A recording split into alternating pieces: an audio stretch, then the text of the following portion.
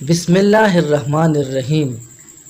ایک نوجوان نے ایک بزرگ سے پوچھا، اللہ تعالیٰ اپنے نافرمان بندوں سے اپنی نعمتیں چھین لیتا ہے، لیکن میں نے دیکھا سب کے پاس پہننے اوڑھنے کو، کھانے پینے کے لیے سب کچھ موجود ہوتا ہے، اللہ تعالیٰ تو کسی سے کچھ بھی نہیں چھینتے۔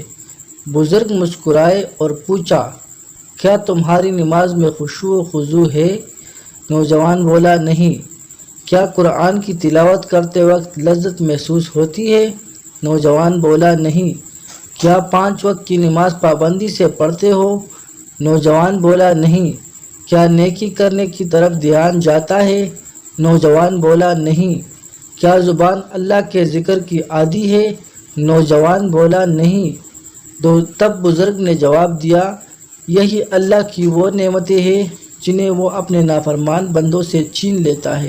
ویڈیو اچھی لگے تو ویڈیو کو لائک کریں اور چینل کو سبسکرائب کریں۔